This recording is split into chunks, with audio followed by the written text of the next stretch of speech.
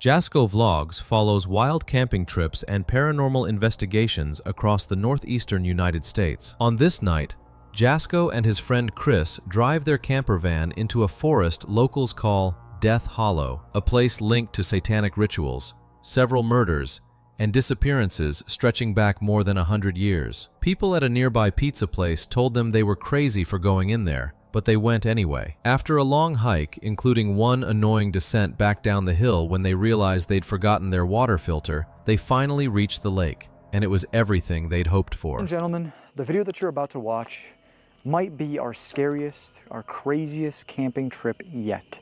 So we brought out the camper van, and we're out in this forest that locals call Death Hollow. And once you hear the folklore stories surrounding this place, you'll understand why they call it that. It's a pretty damn horrifying location. I've already been here a couple of nights ago with my friend Ben. The first time I came here was actually on Friday the 13th, this most recent one.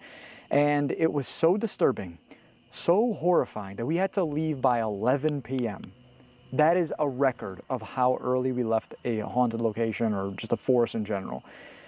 I begged my friend Chris, who's holding the camera right now, to come back with me for a second chance because I wanted to really try and stay here the night. We brought the camper. We figured we're gonna try to give it our best go. They have barely stepped deeper into the forest when Chris suddenly halts and gestures towards something beside the path.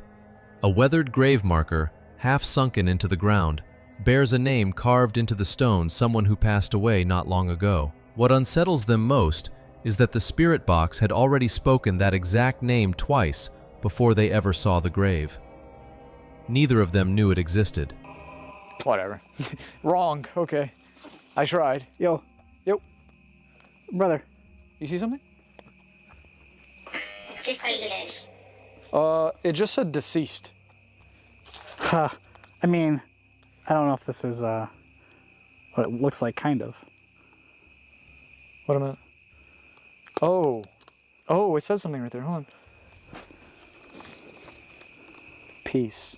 I have not. There's no fucking way. Wait. No. Hold on, I'm pausing this. Ben? Is this someone's grave? Wait, why? We're on like a trail, bro. No, there's no way. No, we're, like you said, there's no way. Ben? Maybe it's like a marker. Ben, come closer.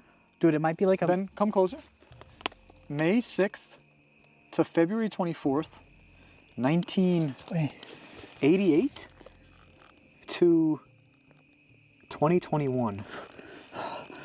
Okay. Oh my God. Oh my God. Oh my God. Why is this in the ground though? Okay. It could be like, maybe someone died here. Okay. In this trail, and this is like a marker. Could be.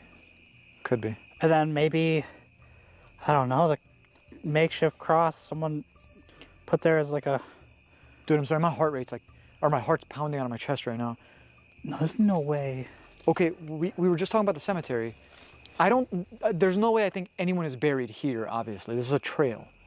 Right. You know, unless something bad happened on this trail. But maybe they're buried in the cemetery. Is there a name? Hold on. Is this just another rock? Okay. I was gonna say, I thought it was a piece maybe of it. Oh no, this is a big thing. There's flowers on here. Oh bro, there's a name. Yo, Ben, there's a name.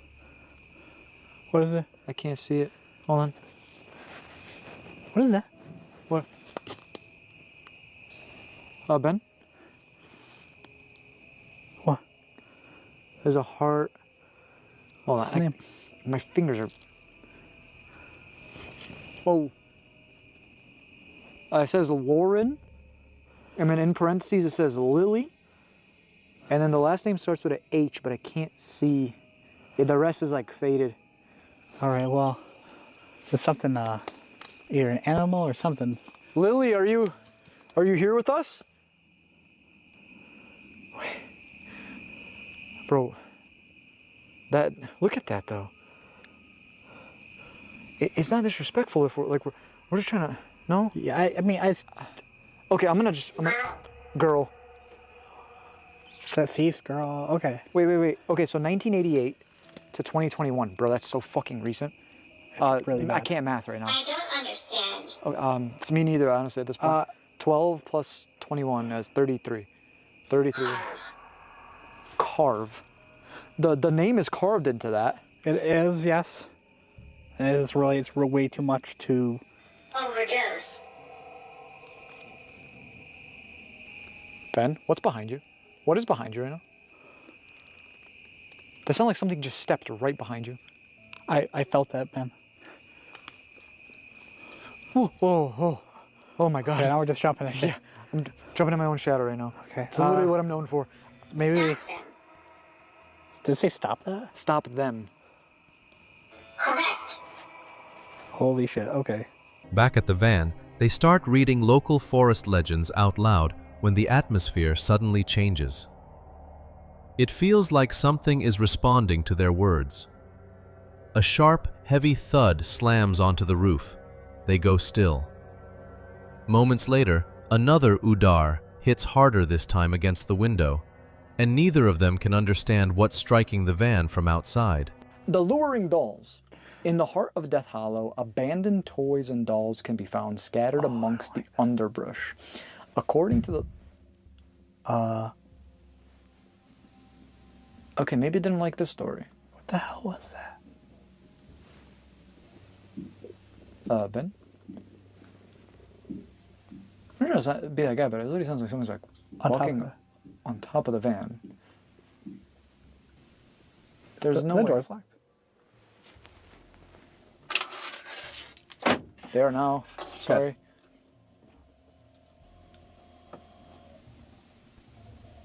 Okay, hold on.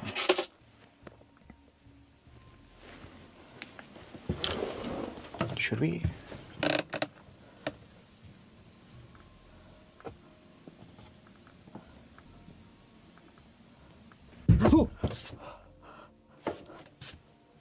No, okay, we did it. We did it. We're open. We're on. We're out.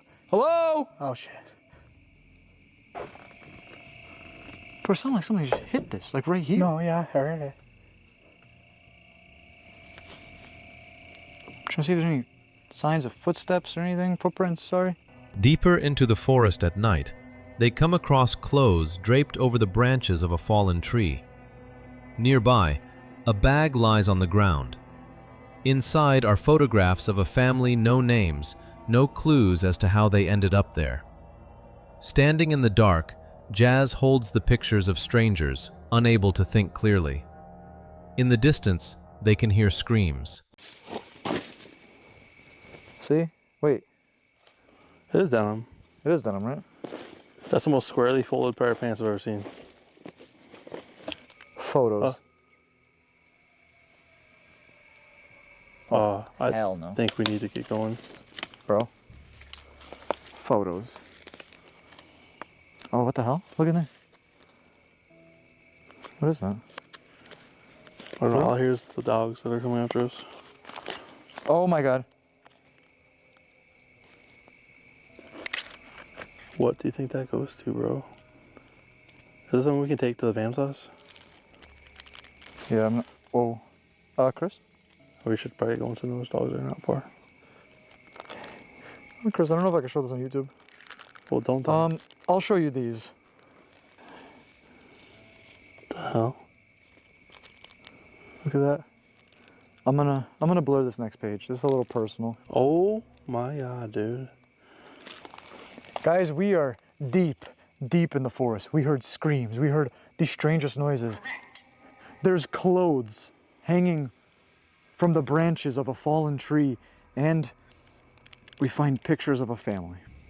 So when you put all that together, wait. Maybe there's a date on the back of the photos? Might be. Oh!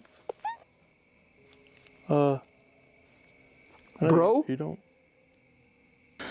I'm gonna just show this to you off screen. Oh my, dude. That is insane. Hold on. Bro, I'm sick to my stomach right now. There's no date on these photos. Look at this one, for example. Nothing on the back. Nothing.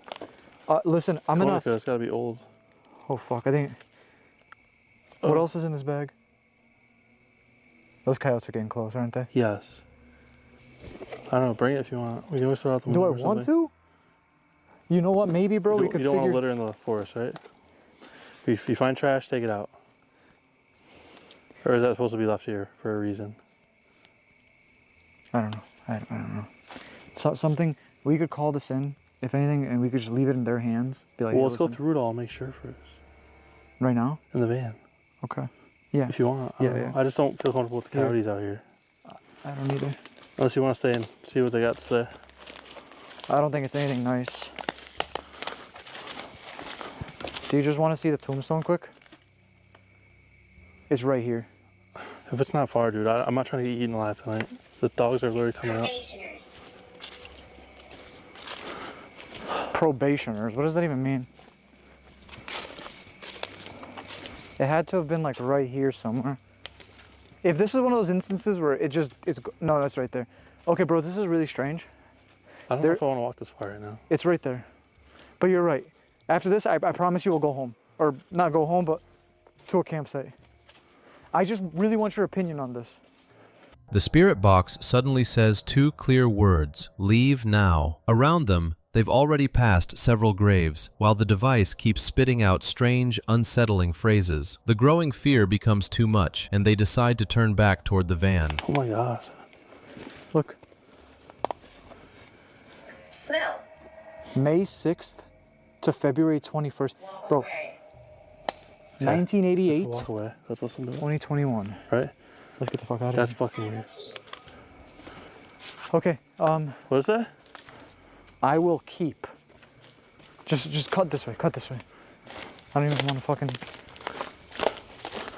Dude, I don't know, should we bring this with us? Like what? I want to see those pictures. I want to actually look at them and see what, like, if there's anything Okay, there. okay. You don't have to. But... No, you're 100% right. Dude, the keys, like what could that go to? By morning, just as they're about to fall asleep, a noise comes from the van door. Something is trying to get in from outside. Jazz peers through the window and sees a dark figure standing right beside the van.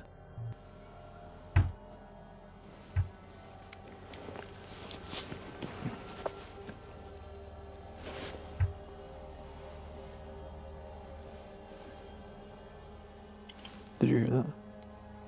Is that what I think it was? Someone trying to get in the van right now?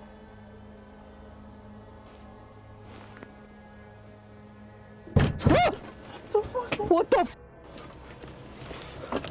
Fucking get out of here, bro. What the f? What the f? What the f? No. Yo, let's get the f out of here. Start driving. I don't even care. Please.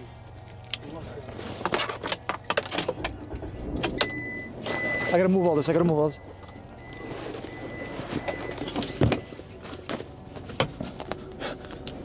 Yo, what was that? Who's that? Yo, I just seen something out there.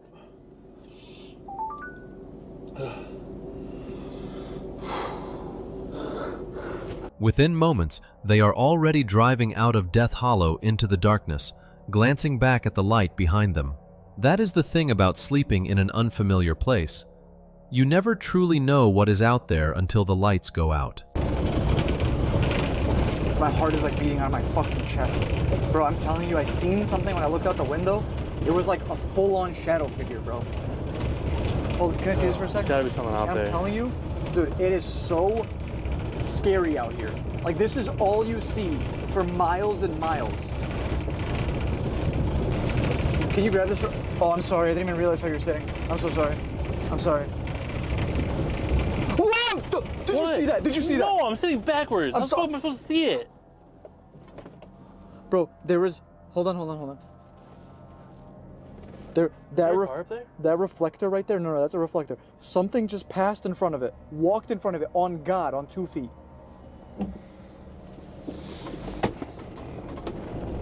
You know what? I think I like seeing right this way. I'm just gonna look out the back window.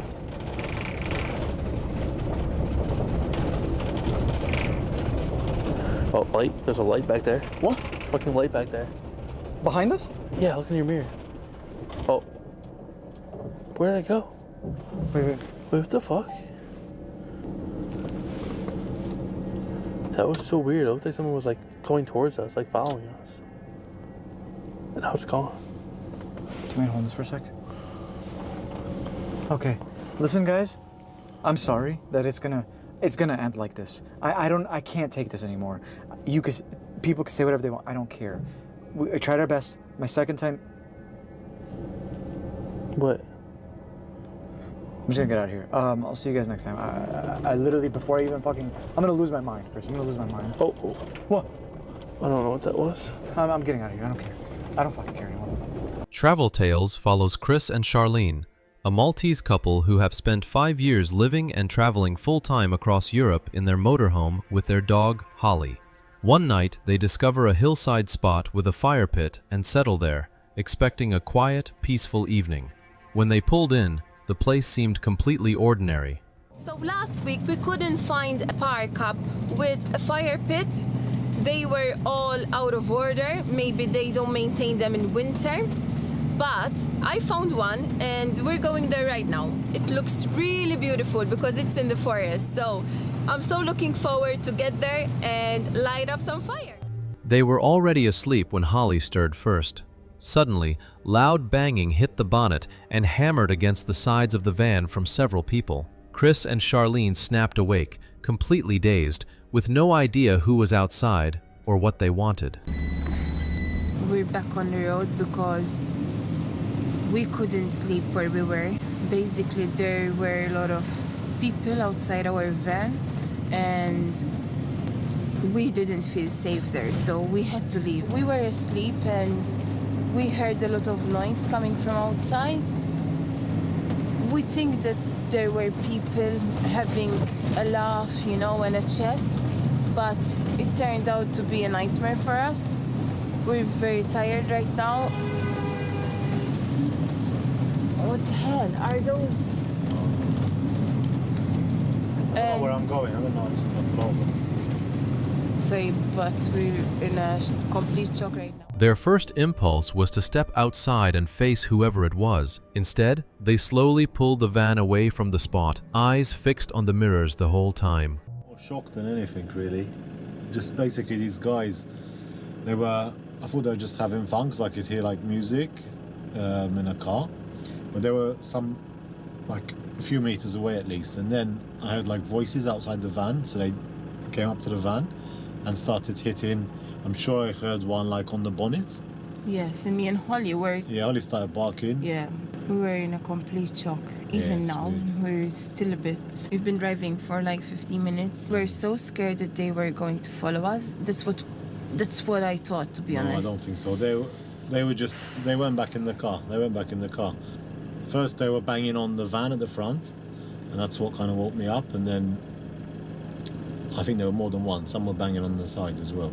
Yeah, but the ones on the side were really loud. Yeah. That me and Holly jumped. Yeah. Well, at first I thought it was someone like trying to get into the van, but they're just kids, I think. Because I think when we turned on the lights, they just ran into the car again. I don't know, but we're not going back there, that's for sure. In the morning, they sat together, trying to make sense of the night. The place had seemed like an ordinary hillside stop when they arrived, with nothing to hint at how the night would unfold. That was what disturbed them most. There had been no warning at all. Hey, good morning. So we're at a new parking spot today. I'm making a cup of tea. And we're trying to understand what really happened last night and accept it, basically.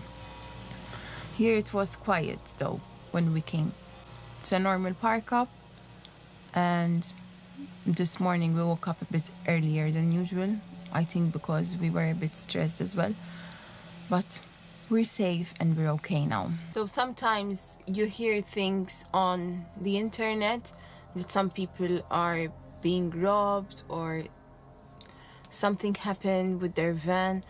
And it's very frustrating because when there are people outside your van, you get that feeling of being scared. You don't know who they are, you don't know what they're doing, you don't know in what state they are in. So we were a bit worried yesterday. That's why we left that parking space. yeah, I think we did the good thing. We just left right away. Like at first I was gonna try and go outside and see, like that's the first instinct. Like when you hear someone like hitting your van and like it's on purpose, you want to go out and like, Yeah. I don't know do what really, because there were a few of them. So I think we did the right thing. We just left. As soon as they started like banging on the van, we definitely had to leave.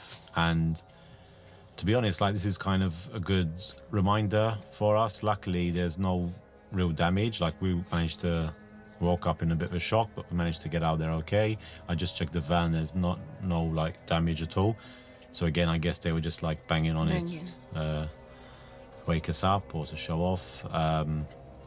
But yeah, it's kind of a wake-up call, because even like in Germany, sometimes like one of the days I forgot to lock the front door, just because like we felt so safe. So I think this is kind of a reminder that we kind of have to take extra precaution in like when we're in places that we're not. Dub Ventures follows Tom and Brooke as they road trip across the UK and Europe, spending 5 years on the road without any major issues. Then, one night on the Northeast 250 route in Scotland, everything changed. At first, they almost kept it to themselves, editing around the incident, but eventually decided that being honest mattered more. That we've woke up to. Now we're on the Northeast 250 route in Scotland, and we've only been doing it for 3 days. And how are you enjoying it?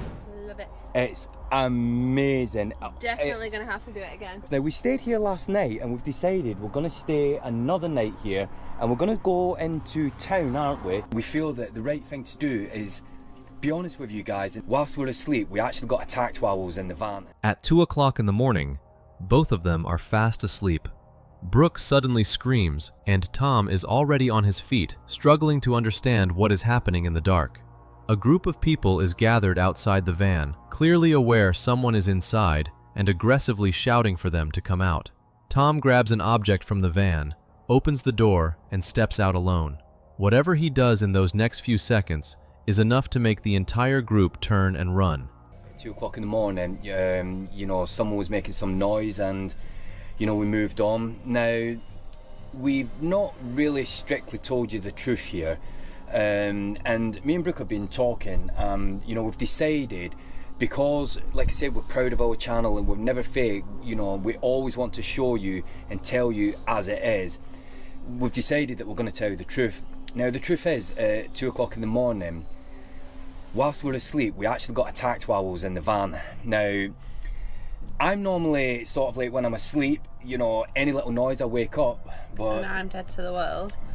But it was the opposite way around this time. Yeah, I was like in a deep sleep, and then the next thing I heard Brooke screaming, and then as I woke up, I could hear... Now, I'm not going to go into details, but one thing that I will say is, these people were trying to get in the van. They knew there was someone in the van, and they was being very aggressive, and the things that they were saying for us to get out the van.